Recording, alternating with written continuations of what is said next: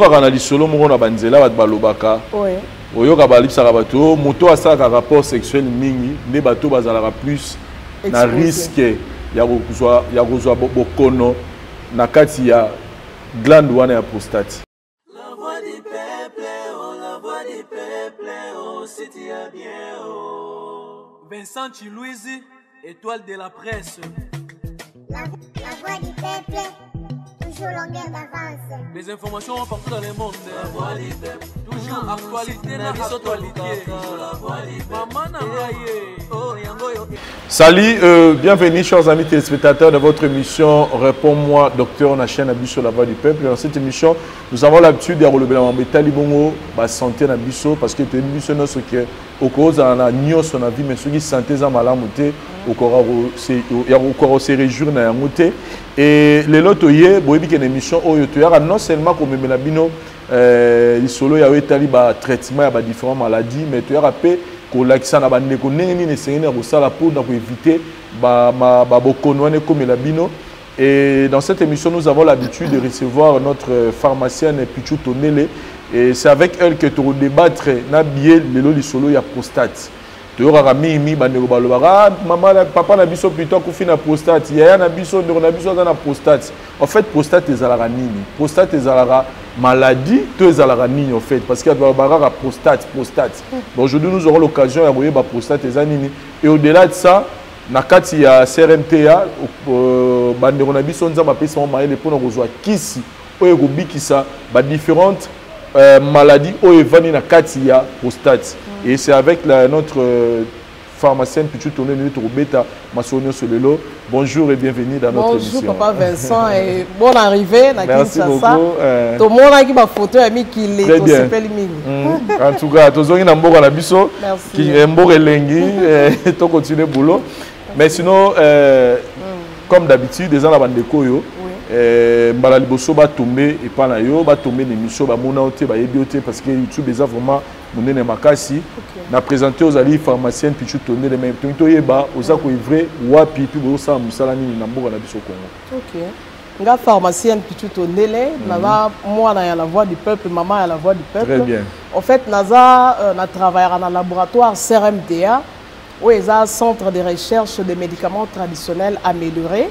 Laboratoire où est Salikis, na biso liboso to bengi me missile. Na kati laboratoire CRMTA tout ça plus ba kisi à partir ya banzete na biso ya bokoko. Donc banzete oyo ba tradi thérapeute ba salelaka biso to zwaka ngo to étudier ngo scientifiquement et puis to bimisi ba kisi. Naza chargé à production ya recherche na ba projet na kati ya CRMTA voilà. Pourquoi ceux qui sont sika ebimi nazara plus na yaka mbangu po na ya kopesa sango na bande koke tozu solution na moi préoccupation mo ezo déranger mukili quoi. Voilà, mais de moment avec na mekotuna na tuna abi mais alandaki yo dernièrement émission to saika lobby mais makamno so zo sala wana ezaba bloko normalement fallait le gouvernement ne peut-être fallait zo en charge. Ayana tuna ka question est-ce que na nyonso bozo sala yo ne bozo sala ba biloko boye. Et vous savez rappelez appui au gouvernement na biso par rapport à makamno so bosala. Tous en espoir to ebi que ba kondi balanda rappel ba émission oyo FPI to yora réserve balanda rappel yango espoir ezali que un jour ba on subventionner biso sinon recherche vraiment écoutera cher Vincent Fona Ebisayo poto bimsa kisi ezora biso penza ba moyen belé mais jusqu'à présent non tous soutien te ben na ebi que balandaka pour la évolution en mboka pour la évolution en santé en mboka on sera soutenu. Et pensez-vous que ceux qui le lo ba bino appui beaucoup que au-delà beaucoup ça ba kisi et belé ko le kao bozana ngo? Oui bien sûr parce que dans le bar na ba émission auto sala na yo eleka papa de fin papa na biso pharmacien Tondele oza promoteur ya laboratoire au atika 500 formules 500 ben jusque là ils ont peut-être 15e produit net au Bimisi sur 500. Donc, wow. Même pas le 1/3. Mais ceux qui ont eu financement, tout dépend de ce que très bien. Qui c'est Banozaka, il y a biso, il y a banzete, il y a biso, il y a nzeto et traité boye. To Bimisi, qui c'est pas la maladie nyos. Donc, parlant de ça, qui est dans la biso, tout dans qui c'est qui traité la maladie nyos. Oui. Tout ça, on a un autre kaka en fait, Toyo kaka parce que, bah, on va coller na mboka. bazwi chance ya kofanda pembeni na bakoko na bango soki ase plaindre mwa pasi koko akoti na esobe aluki mwa nzete moko boye mwa makasa moko boye asangisi apesi omela omona na minute moto esili pasi. Donc espoir ezali que soki CRMTA eza soutenu la solution par rapport à la maladie. Voilà, je pense que Bakonzi, Bakamyamboka, puis ministère de la Santé, Balandi Bisso, pour que Baramba Boine faut que parce que na bango moro déjà un effort na bango personnel.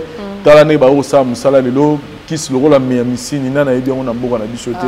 Mais Bakonzi na biso baza ba yebi que les bana ba belaka. So il faut traiter ba maladie ro ba levir miamisi. Et ça qui est vraiment le plus réputé. Anti-poison, même si c'est anti-poison, donc il faut soutenir Bamarababoy. Maintenant, déjà, vous salez, vous réalisez, peut-être Malbousso, ni déjà possible réaliser, possible mettre à disposition de la population. En tout cas, à disposition de la population, de mettre Bakis et Belé, au Papa Tika, mais MC une sirop comprimé, ils ont traité la levure, la diarrhée, amibe, anti-poison. Diazostimule, où ils ont traité différentes formes et impuissance sexuelle, tout à éjaculation précoce, dysfonctionnement érectile, perte de libido, troubles au niveau de robota, stérilité secondaire, tout ça dans zinguinalis, support comprimé, traité hémorroïde, interne, externe, ils ont régularisé le cycle à bassi, ils ont débouché la trompe, et pas de la trompe, ils ont bouché, tout à qui s'est sous diazostimule, déjà.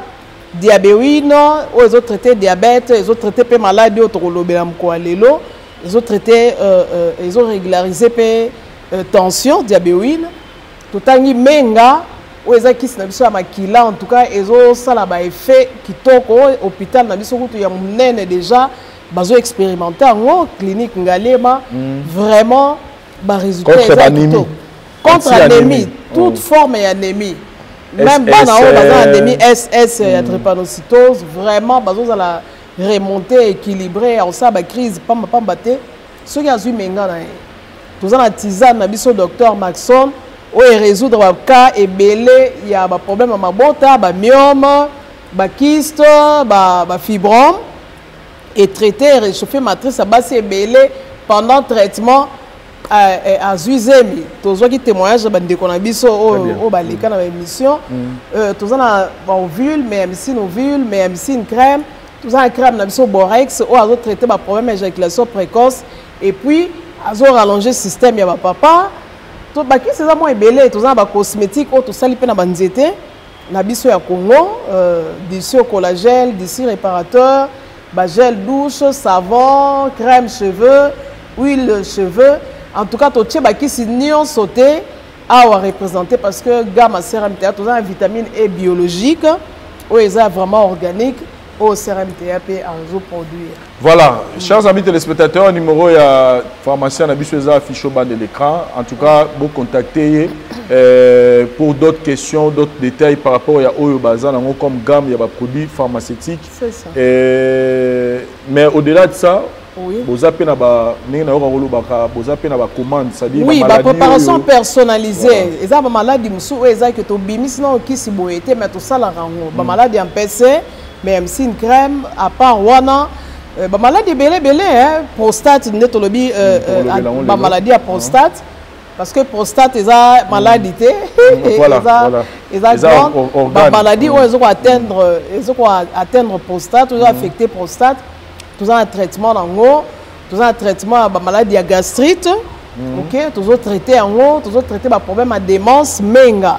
Bana on baza ba autiste, aza problème autiste, aza ba maman on baza na problème ya ba démence, ba perte ba amnésique, perte de mémoire, menga ezo sunga bango. En tout cas, tout ça la maladie, na l'obité que tu traites la maladie nyonso ben du moins grande partie de la maladie soko bengi biso. Consulter et puis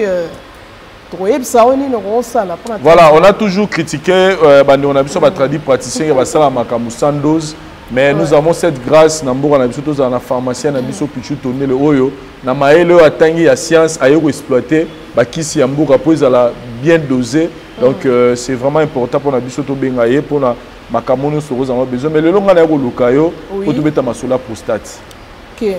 tu as prostate. Prostate est en fait. Ok. Prostate en fait est la glande moko. Na ko benga onde wa glande na lingala na ebitende na expliquer ngo. Eza glande moko eza ya taille bon ya muke. Na ko pesa exemple ya nzika po na définition ba pesi eza glande moko ya taille ya noix to ko zo ndeti nzika. Nzika o to zo la ba mbila wana voilà. Eza pratiquement taille wana. Glande wana eza située devant rectum sous la vessie. Et puis, ils ont traversé la urètre. Localisation dans wana et pas mobali, basi dans la prostate. Les a pemé ni a vessie. Les a pemé ni a vessie devant rectum na habité na lingala ni na koloba. Et puis, ils ont traversé la urètre. Voilà. Donc, tous on a image wana. Et puis, urètre, ils ont en fait canal. Oyo et bimisaka basuba banda vesiti na meya urinaire donc na trou oyo ezaka na nzoto ya bapapa donc pour ça eza glande wana ya taille ya muke mais ezwaka rôle ebele na tina na nzoto ezaka ni parce que to kaka dobi eza glande eza située na se ya vessie liboso ya rectum et puis traversé cho oyo bimisaka makila biso ba et plutôt masuba biso ba mbali to mona mwa lidusu wana liboso ya banzoto na biso mibali donc cho wana ni prostate le ka wana siko tina na yango ezalaka nini na nzoto ya mutu. Bonne question. Nzamba za tellement merveilleux Vincent. Et loko nyonso nzamba tcha nzoto ya mutu eza un rôle dans les jours bien que eza ba organe susu eza que même so bolongole yango natangi net exemple ba vésicule biliaire par exemple ba ko longolo yango et ko kozo ba tort ebele te mais ça ba organe mususu eza que ce que ezate okomi futi rôle ya prostate si fona zonga question na yo rôle principal nango prostate ezo produire autobengara liquide prostatique liquide prostatique wana ezara contenu ou ezara constitué na ba enzymes ba protéines ba minéraux ou esalaka ke ezo nourrir ba spermatozoïdes OK ezo faciliter mobilité nango ezo faciliter croissance nango liquide wana bref d'une manière bref tout simple to kono ba ke prostate eza mwa glande moko boye nzamba chapo et faciliter production ya ba sperme na niveau ya nzoto ya mobali wala rôle ya liboso rôle ya mibale principal au prostate azo jouer ezo ko obstruer en fait urètre na air ya éjaculation l'air mobali azo éjaculer prostate et bloquera en quelque sorte passage ya masuba pour essa la teke l'air mobali éjaculer masuba et sangana na sperme omoni nzamba asala mécanisme wana ndenge wana donc prostate rôle na yango wana jouaka voilà mibale et puis na kata prostate wana na moi nini glande wana ezra constitué na ba muscle moko otobenga ba muscle squelettique lisse ba muscle wana et empêchaka remonter ya urine na niveau ya prostate omoni oleke masuba ebima lokwa eza situé juste na sa vessie oleke masuba et mata et y a la prostate et y a la prostate nini wana et empêchera que ba urine eza remonter ba muscle wana en fait squelettique ou dans la kacha prostate d'une manière brève to kolo ba ke rôle principal ya prostate eza ko produire ko élaborer ba sperme na nzoto ya mobali et puis ko protéger yango bien mobilité entière étambola bien et nourrir yango epesango moi force wana nde rôle ya prostate rôle yango wana penda sikoyo toyokaka na lisolo moko na banzela bato balobaka oyoka balipsaka bato moto asalaka rapport sexuel mingi nde bato bazalaka plus na risque ya kozwa bokono na kati ya glande wana ya prostate faux débat vraiment on a dessus na biso lelo ke eza lukuta kutu parmi ba raison ba pesa mutu oyo aza asala rapport sexuel mingi il faut garder rythme wana pour ko maintenir prostate en santé donc mutu kuta sala ngo mingi azana moins de risque ava moins exposé na voilà aza ba biso no ba konzi mususu toyebi ba kufa na mboka parce que bon abeli malade wana parce que azalaki mutabasi ebele faux débat ezaki makambo mosusu bon azwaki peut-être soki abelaki parmi bamaladi ya prostate tokoanticipe moke peut-être abelaki yango et puis ezalaki décelé en retard nde évolué na cancer ti ekomema ye batraite yango te mais soki moto aza na rapport sexuel régulier eza même parmi baconseil il faut maintenir rythme wana pour à faire fatiguer prostate na ye te mais comme a raison bino bapapa te o te nazosala yango mingi mpo mama picho alobaki mpona bokima malade ya prostate ezala raison te voilà yo oloki problème ça mais à quel moment prostate azwaka problème po emema biso na bamaladie oui nakoloba nini wana tokembala mona bamaladie ya prostate voilà. Ok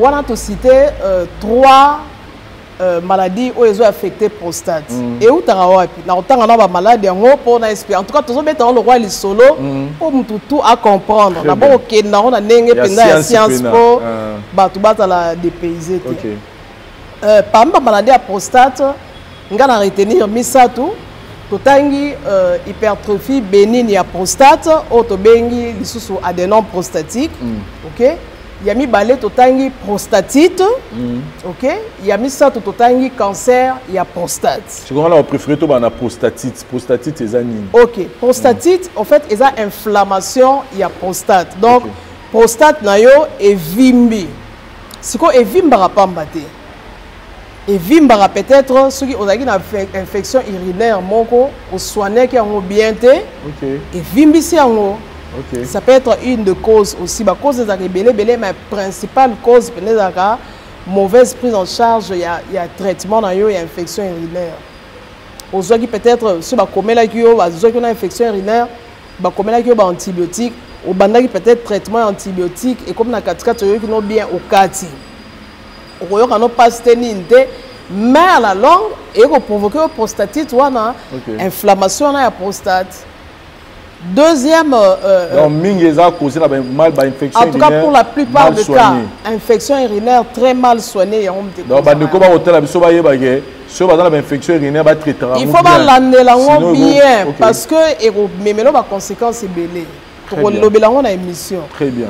Deuxième maladie autotangi hypertrophie bénigne ya prostate par définition de toloba que prostate et moi glande moi ya muke située devant rectum na C ya vessie traversée par l'urètre et là on est salaka naka hypertrophie bénigne ya prostate avec le poids et âge bon cause principale les arayawana plus aux avancé en âge glande wana ezwaka moins volume ce que moins volume et vimbi et compressera siko vessie donc etie vessie ndeti moi na peut ko compresser na lingala de na donc etie moi kaka et fini vessie siko soko fini vessie ndengwana et ça la en sorte que est bloqué masuba et ça li blocage ya ba urine ezo bima lisu te otoyoka rétention urinaire et puis ça a une douleur moko ya makasi donc bato bazana kawana il y a des noms prostatiques bazara vraiment ba papa na ba souffrira parce que et tchaka ba douleur moko insupportable ceux qui se zate on croit vraiment qu'on résister. Très bien. Donc le fait où vimbi carbongo et déranger côté wana aller l'air est bloqué ni passage ya masuba est bloqué pratiquement masuba na yo et ça les rétention urinaire et c'est vraiment intervention médicale soit aucun hôpital médecin consulté yo ba ko tchao ba sonde pour ba permettre évacuation ya masuba voilà wa to lobi hypertrophie bénigne ya prostate ba cause ezapé ebele hein des troubles hormonaux par exemple il y a production hormone mâle avec l'âge moi trouble moi ekokota na production hormone na yo et ça li que evimbisa prostate na yo et puis et causer l'eau peut provoquer hypertrophie prostatite et ko entraîner en OP et inflammé et vimbi et compresser vessie c'est pratiquement le même principe et compresser vessie et ko peut s'appeler par rétention urinaire. Très bien. OK. Totangi lisusu cancer ya prostate. En fait cancer à prostate ce qui est dommage mingi ezara décelé vers vraiment fin ya maladie.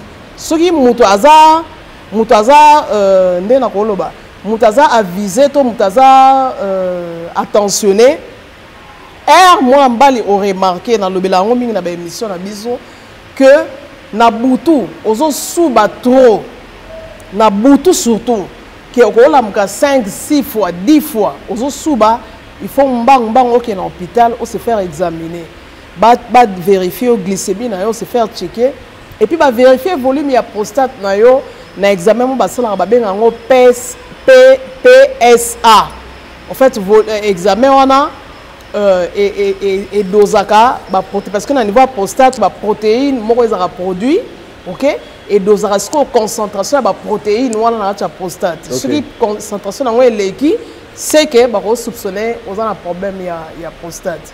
Et pour éviter ça, je pense, n'habiter sur Rosala de même à Vinangaï, c'est que ça dit biso ba congolais au lobby ba bloka bon ba déceler on gars ceux comme trop tard. Donc c'est qu'à un certain âge, il faut pas qu'il n'a pas à l'hôpital pour se faire checker. Déjà on a lobby, na ba symptômes, dès na loba ce qui papa ndeko mobali a remarqué que na butu surtout a subaka mingi ba urine oza ba urine mo fréquent que 10 minutes après que suba 10 minutes après que suba dit il faut inquiéter soit on a un problème de diabète toi on a un souci na niveau ya prostate na yo et sur déceler on avant même cancer ba ko éradiquer on a traitement très bien mais ce qui évolué déjà ma cas si on a fait ça bien vérité biso to traitaka mais ils ont garanti à 100%. Voilà. Maintenant, si au temps les biso prostatite, au temps les biso adénome prostatique, donc adénome on a cancer. Adénome prostatique donc kovimba. Kovimba wana. Prostatite et puis na inflammation, c'est cancer, mais c'est quoi wana ils na niveau ya prostate, ils ont constitué la cellule au départ ils ont normal et après au moins on assister à la prolifération anormale de cellules comme c'est multiplié dans un désordre au niveau de la prostate.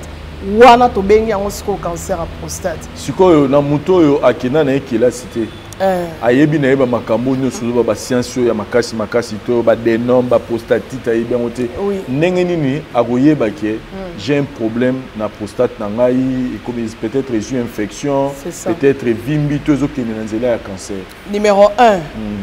Urine fréquent surtout la nuit. Surtout la nuit. Donc on souba trop même 10 fois.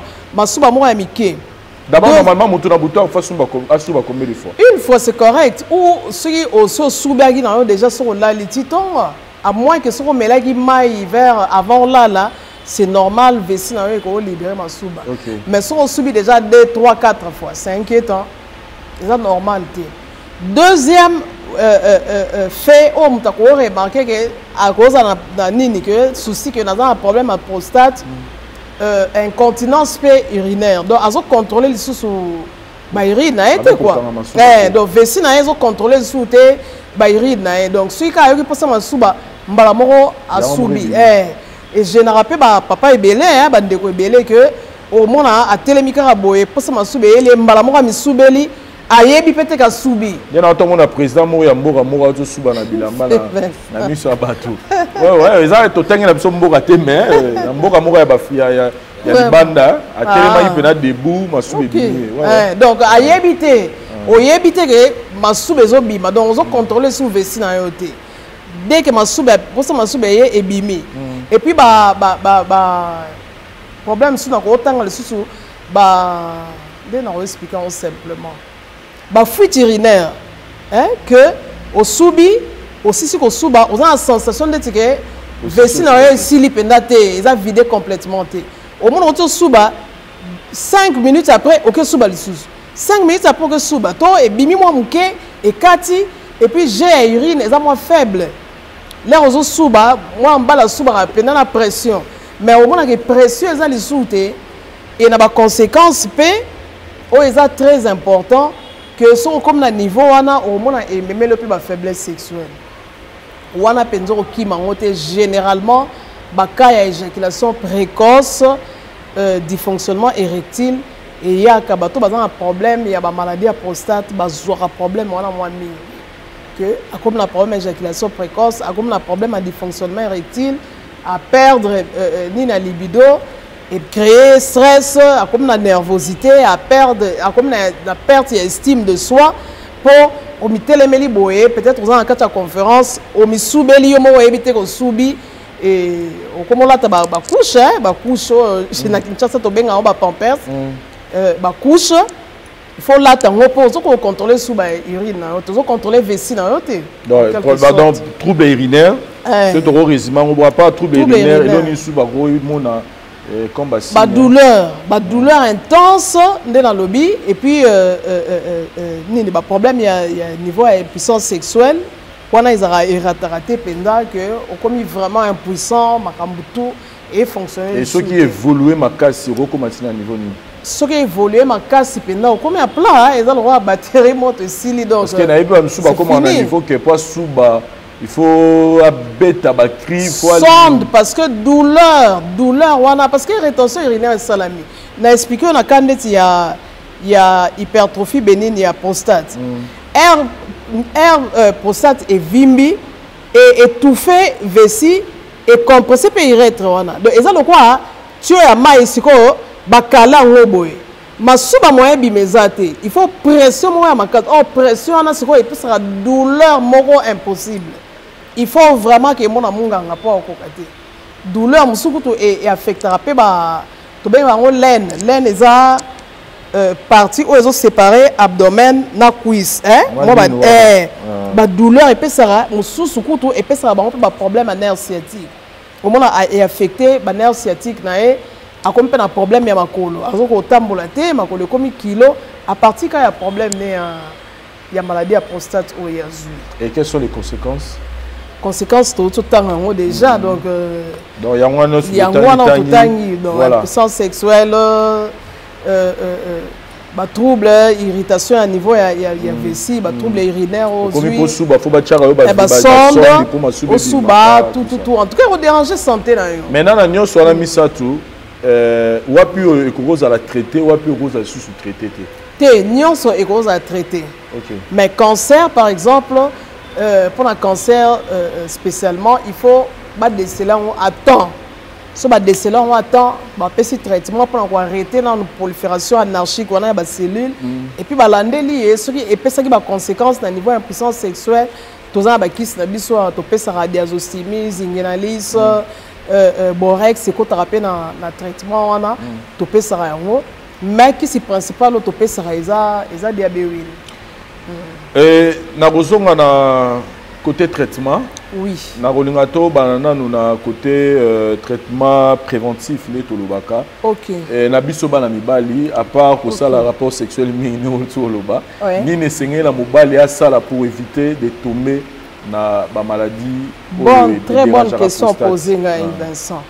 Premièrement il faut qu'on libère prostate na pour poser une question est-ce que mon temps c'est un rapport sexuel est belé et puis ça nini muto a messani déjà que ça le rapport sexuel est belé il faut maintenir le rythme pour libérer la prostate OK deuxièmement que souba dès que ma souba pour ça ma souba ezui c'est-à-dire quoi mususu ko kanga ma souba pendant 1 heure de temps na ma souba na centre ville na que souba ka tina ndako eza mabe parce que quoi affecter prostate na yo ce qui au sous dès que vous pensez à souba OK qu'on libérer vessie na yo et qu'on fait en sorte que et prévenir la maladie à prostate ni surtout ko loba après 19 heures par exemple to cancer muta mela souté ni mai ni masanga parce que au senga o que souba butu et ko déranger yo et puis exercice physique sport et d'arabiso to maintenir nous ton habisso en forme to garder nous ton habisso en santé très bien donc tu ko prévenir yango na ba élément autre aussi kotanga wa ba biloko mususu o e provoquera to ba kisi mususu ko provoquer problème au niveau de prostate pour éviter yango très bien oui voilà merci beaucoup et maintenant qu'est-ce qu'on a traitement curatif de tolobara ba kisi o sengeli ko mélatonine sengeli ko sala ce qui na moto asi akoi samina maladie pour tengeza pour na bato na ba koi na maladie maintenant o ba koi na yango CRMTA et autres et ont apporté nini comme solution à bande corona. Na ba o ba si ba koi déjà o eza que era boni ba symptômes wana à ça l'examen PSA wana ba confirmer qu'il y a un problème au niveau de la prostate nae to pesara diabéwine. OK, na pesara bango traitement il y a 3 mois. Na pesara diabéwine dépendamment des cas. Diabéwine c'est-à-dire oui, médicament oyo, voilà. Voilà, yango. Dépendamment de cas. To pesara yango pendant 3 mois. OK. À l'année traitement na eba o azayi ko soupçonner na nuke o nazo mona net na problème na prostate na senga ke lo sal sa examen à PSA wana PSA wana salisa yango si réellement ba confirmer que oui prostate na yo eza rovimba ezu volume to attaquer na traitement ya diabéwine soka sisi traitement na pesa bango diabéwine na vitamine E soki ka eza makasi penda na bakisaka kisi ro na salaka na bakisi sera lundi traitement 3 mois après on a exigé à que ça test on a lisusu pour to contrôler est-ce que prostate volume na zongi normal taille na zongi normal pour peser na mingi 15 à 20 grammes kaka. C'est comme 40 grammes, c'est déjà inquiétant. Donc déjà avec cet examen, vous avez la facilité à distinguer oui. Déjà les prostatite, voilà. Les Covid prostate, en tout cas examen par au sala, médecin là au cet examen on peut savoir éléments tout. Oh on confirmer qu'il y a cas prostatite, hypertrophie bénigne à prostate, début à cancer, taux cancer est comme déjà évolué à telle étape. Voilà. Mais généralement cancer le quoi sournois. C'est-à-dire, elle est bandit, et on s'est manifesté car après, voilà pourquoi tu as sonné alarme que bandit comme mobile, ils ont remarqué que vous avez trop, qui m'a en hôpital, que nous ça va examen pour la prostate, surtout dans l'âge de gens avancé, déjà à la trentaine, 30, 40, 50 ans, il faut que ça va check-up. Ça va très important. Donc, pour la prostate, pour la maladie, la prostate, non. Vous avez diabéwine. Voilà. La vitamine E. Mais la diabéwine, on a beaucoup mis antidiabétique. On a tout le routine qui s'attelle à mais la diabète est antidiabétique. Oui, parce que diabéwine, au moins, il y a un CRMTA qui travaille à la banzete. Banzete, on a isolé la molécule. Des bâtiments a isolé la molécule. Molécules les autres traités comme maladie manquante. CRMTA tu travailles dans extrait toto. C'est-à-dire tu auras plante pendant l'entièreté na soit tu travailles dans racine, dans feuille, dans tige, tu yeux pendant plante nuance. Or dans le bango toujours la phytothérapie c'est une phytocratie. Phytothérapie est une richesse. Na kati nzete feuille à quoi traiter maladie oyo, tige et quoi traiter maladie oyo. Racine est traité maladie moussous. Indication principale il y a diabéwine et ça antidiabétique. Mais dans la recherche na biso ba plante auto utilisée pour te préparer diabéwine, tu remarquer que ils ont traité ba maladie à prostate, ils ont nettoyé ba rein, ba to bazan problème ba calcul rénal, diabéwine, ils ont panza ba calcul wana dans ma bangana et que se ramollir nano et puis et panzani. Très bien. Diabéwine a nettoyé ba rein dans le lobby, a régulariser tension. To combien on te mettre indication principale contre diabète. Mais a traité la maladie belé. Mais ce qu'on a moto azane na diabète té. Ce qu'on meli diabéwine c'est et qu'on régulariser dans ton la glycémie et déranger té. Et ça le quoi mutale matembele par exemple. Et puis na 12 heures aller pondo. Na pourquoi aller bilolo et qu'on déranger en rien. Ils ont bien assimilé en organisme. Ceux qui écoutent des diabètes et régulariser toi glycémie. Ceux qui écoutent dans maladie et qui ont la maladie et là déjà vous pouvez nous rassurer que vous avez déjà des bons résultats. On a de très bons résultats dans le premier combat ma mère est diabétique. C'est générateur au Lobango. Maman dans ça ba pic hyperglycémique il y a ba casse on a ba cas diabète il y a prostate non té ba pic hyperglycémique il y a makasi grâce à diabéwine glycémie na ezonga normal. Très bien. À supplément que tu as insuline. OK? Pour la prostate na ebité si na autant radio morobo na sala émission na radio Kapi auto zo témoignage na ebité ce qui to ko sa témoignage après na émission na biso. Si.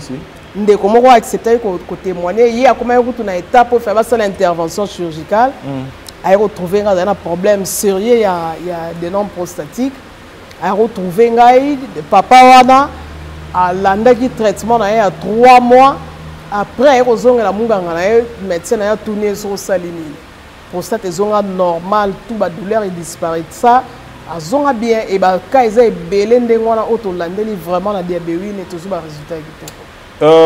Maman na biso Pichou. Oui. Il y a des gens les lo ba mo tambola na ba poche parce que moi sous ba bien za ta koma donc chaque jour fa tambola na poche na ya boni ala ti veste mais na kati dans la poche parce que bazo souffrir na problème à prostate. Est-ce que vous pouvez rassurer à tous ces gens là que ceux ba yo lukayo na diabéwine oyo ba poche wana ba roboa on bazongi ba vina ba. En tout cas déjà pendant cas oyo ba poche wana esengara hygiène moko ya makasi po eza source ebele pe ya ba prolifération ya ba infection prolifération ba microbe esengara suivi médical moko ya makasi il faut ko désinfecter ngo il faut ko nettoyer ngo il faut vraiment ozala soit on a infirmier moko ou azolandela yo parce que ko kozelo makambo ebele bande ko bazana kawana ba retrouver biso to travailler en collaboration CRMTA to travailler na ba médecin ba grand médecin na niveau ya hôpital général tout un docteur Kinsese ouais alandela ba ka ba diabétique mais azolandela pe ba ka ya bato bazana problème ya prostate a expérimenter ngo ba médecin bazana mo ebele ba expérimenter ngo eza kisi zo pesa ba résultat ekitoko. Voilà. Confiance au baninga ba pesa bande ko ba pesa na MMC ba pesa même confiance na diabéwine eza vraiment kisi mo très efficace. Na ba pesa pe confiance na zinginaliste na diazostimule. Ah oui, zinginaliste parce que déjà leur maladie à prostate est dérangée yo sur le pesi ba faiblesse sexuelle ozonga la diazostimule na zinginaliste ozonga la en tout cas obligé vitamine E borex surtout. Voilà. Borex pour na ozongi ça nous autres na mobile ndenge zalaki. Voilà. Pour na bato pe bana besoin ba élargir en lisusu. C'est ça. Ba utiliser ga borex 100 grammes. Ouais. 100 grammes ga pour ma mère ça ba miracle belé. Na ozota minité pour bato balanda biso pena na limémia. C'est ça.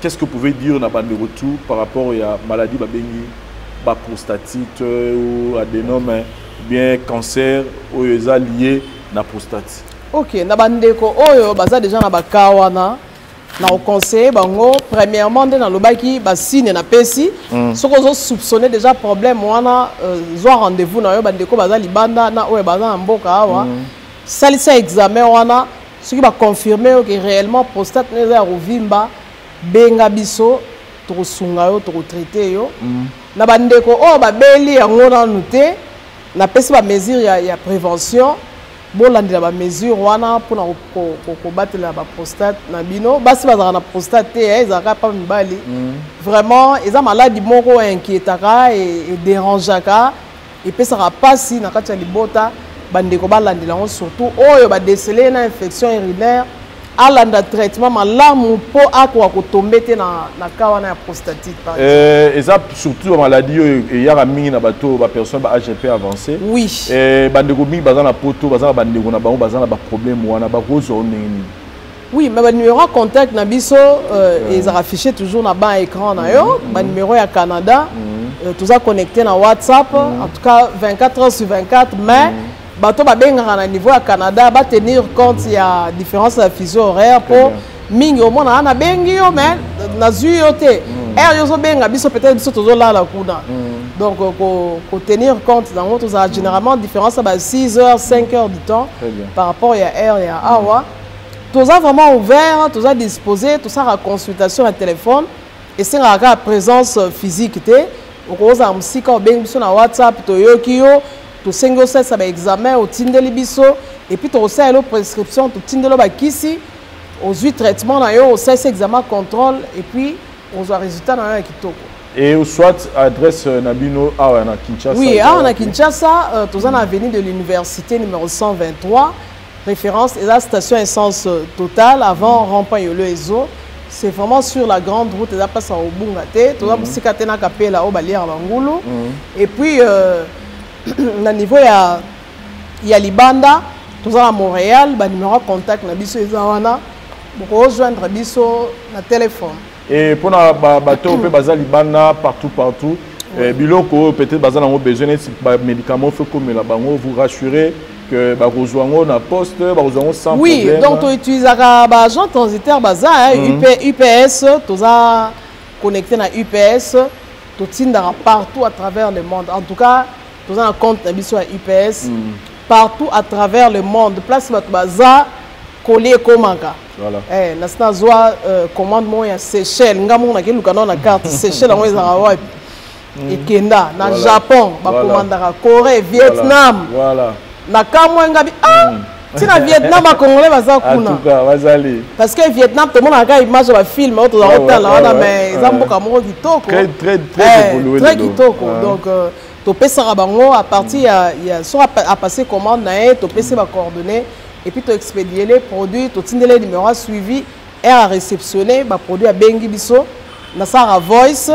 Il y a explication ndenge à romela et puis sur assisi traitement na to pendant traitement. Tous en communication, vraiment tout ça a suivi qui toque. Vite fait dans la Maxon, tu es besoin de pour peut-être la télévision le vite fait dans la Maxon. Docteur Maxon, tout d'abord Maxon, il faut la sabine en vérité et ça comment on balle là. Mac, Docteur Mac. Ok. Vraiment la monarchie. Oui, parce que vraiment c'est tout travail il est pharmacien aussi comme moi. Il y a participé à la classe Moussou qu'on appelle le sous Nicolo au niveau à Canada. Docteur Maxon et la tisane. En fait, tisane ils ont traité le problème il y a bassi. Très bien. Natani myome, fibrome, ils ont résorbé donc à condition tout ça basé na ba myome basé na ba fibrome parce que myome fibrome mais on a le remoko. Fibrome c'est les volume ya monene. OK? Docteur Maxon a condition à l'émotion. Donc muto ba opérer été. Ba opérer été. Donc bato ba ki ma opération ba myome ba fibrome. Traitement Docteur Maxon.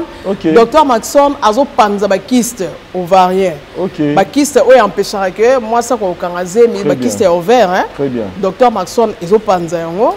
Docteur Maxon azo réchauffer utérus à moi aussi. Bandeko excusez bandeko o bazana na problème robota que ta fin de mois ta bien na libala azobota te docteur Maxon a réchauffé utérus et puis a okangazé mais sans problème. OK.